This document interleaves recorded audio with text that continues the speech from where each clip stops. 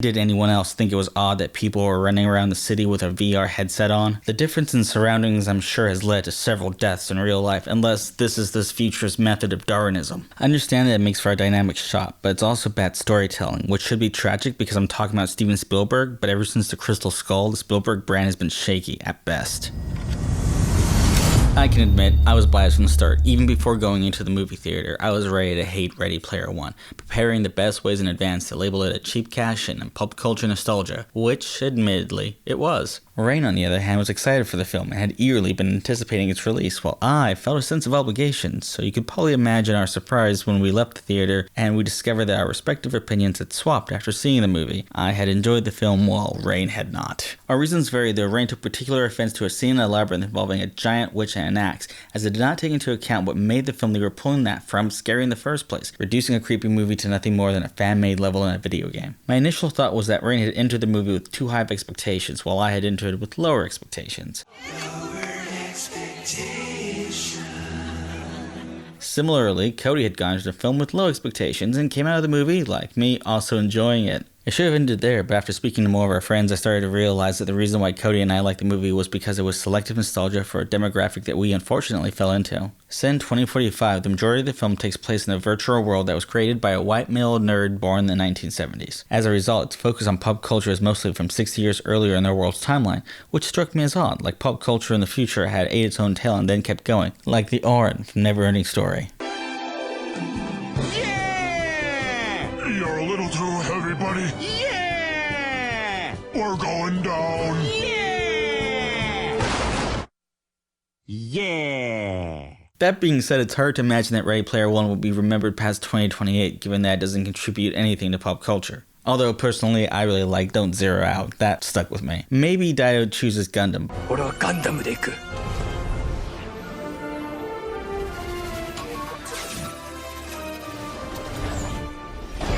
And even Dido Chooses Gundam is borrowing from pre-existing pop culture, and that scene didn't even happen in the book. Side note, check out the Japanese trailer, it's insane.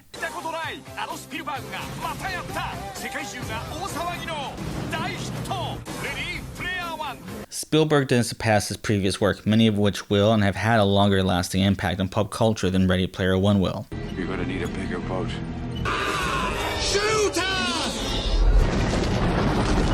The film, in place of developing complex characters, will instead play off the emotions that you have with pop culture that you're familiar with. You could say that's a key problem when you build your film with the nostalgia of previous works, that in the end there's nothing that's attributable to you. Even the main character in Ready Player One is a play on a character from King Arthur, further devaluing any originality. Still, is originality overrated? Maybe building on our personal nostalgia of previous pop culture is part of the normal creation cycle. I mean, who here doesn't remember that tough as nails explorer with his fedora, leather jacket, tan pants, and revolver strapped to his waist, with an over-the-shoulder bag that countless men have cited as an example of why it's okay to wear a man purse in public. I'm of course speaking of that famous adventurer, Henry Steele, from The Secret of the Incas, the 1954 adventure film starring Charlton Heston. Found any treasure? Not yet, but we are hoping to find the tomb of our last Inca chief. The costume designer for Raiders of the Lost Ark has said, "We did watch Secret of the Incas together as a crew several times, and I always thought it was strange that the filmmakers did not credit it later as inspiration for the series." And even joked that the film is almost a shot-for-shot Raiders of the Lost Ark. And I said that correctly, that's because it was made before, like 30 years before. That's right, Indiana Jones is based on a character originally played by Charlton Heston. Let that sink in for those of us who still care about Indy after that misadventure with the Crystal Skull. So what were the Indiana Jones films if not nostalgic throwbacks to the adventure films of Spielberg's youth? I'm all choked up. This year Archer is doing a season based in 1939 with the characters playing different tropes of the classic adventure genre. Oh my god, they're out there in the jungle. Thus perpetuating the cycle of pop culture influencing pop culture.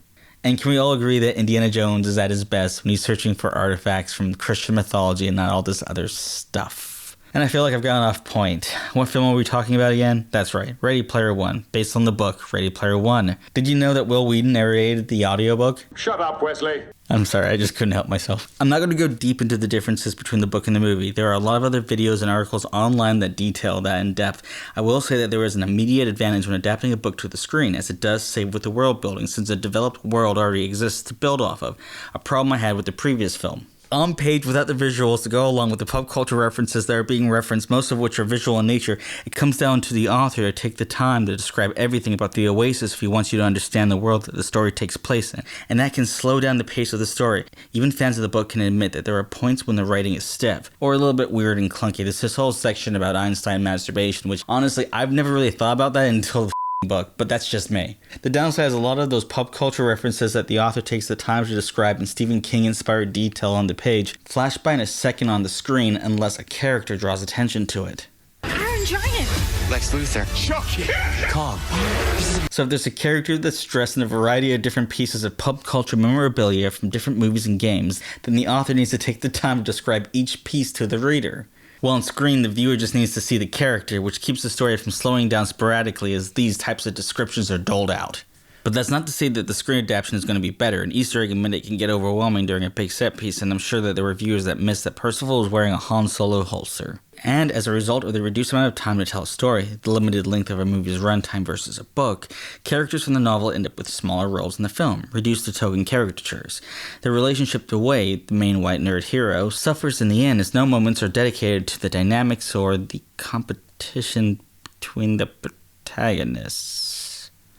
I suppose it's hard for caricatures to have a deep relationship with each other, but Artemis and Percival seem to do it just fine.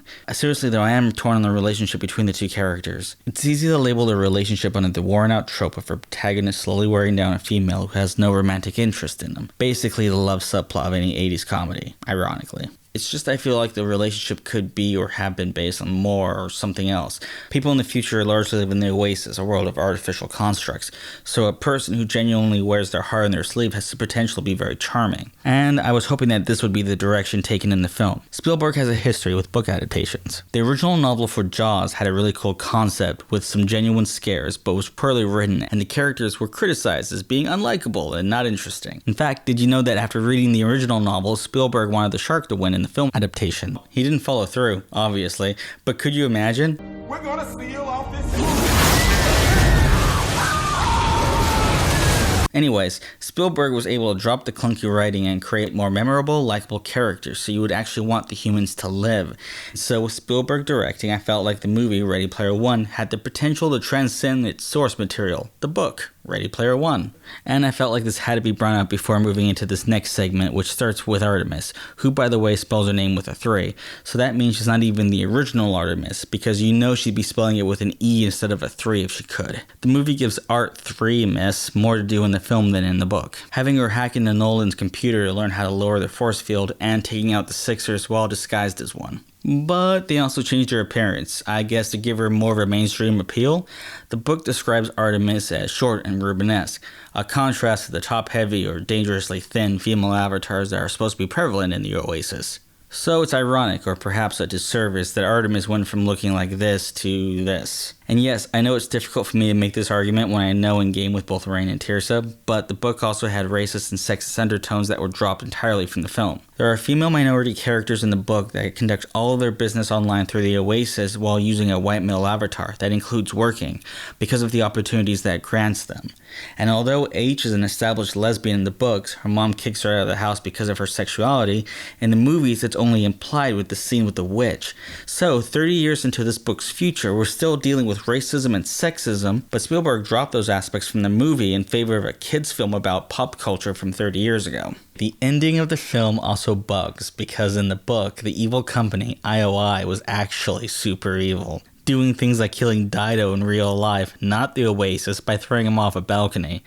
Yeah, that happens. So when the big bad guy in the film, Nolan Sorrento, isn't that a kind of cheese, has a gun on Wade and chooses not to kill him, I'm a little underwhelmed by just how evil this evil company is supposed to be. And the ending battle outside Mount Doom was the cinematic equivalent of watching a battle from Lord of the Rings with random characters' heads thrown on the bodies of some of the elves. Cool in concept, but devoid of anything that made these specific characters unique or special in the original mediums they were pulled from. It's like when Rain and I play Left 4 Dead with Merle and Daryl skins on our characters. They're not the Dixon brothers, it's not Walking Dead, it's just a cosmetic change to something we've done before. I'm giving it 2 out of 4. Like Doctor Strange, I personally liked it because it had the things I liked. It's hard to beat seeing a Gundam fight Mechagodzilla. Overall, the pop culture references weren't as overwhelming as the marketing made it appear, and the movie has a logic to it that made the abundance of pop culture make sense upon viewing. But I can also recognize that people outside the nerdy white male demographic probably won't like it. If you enjoyed the video, please give us a like and remember to subscribe. We're a brand new YouTube channel, so the support would be really appreciated. We're still building a brand, so please leave us a comment. Let us know what works, what doesn't work, and what you'd like to see more of in the future. And thank you for watching.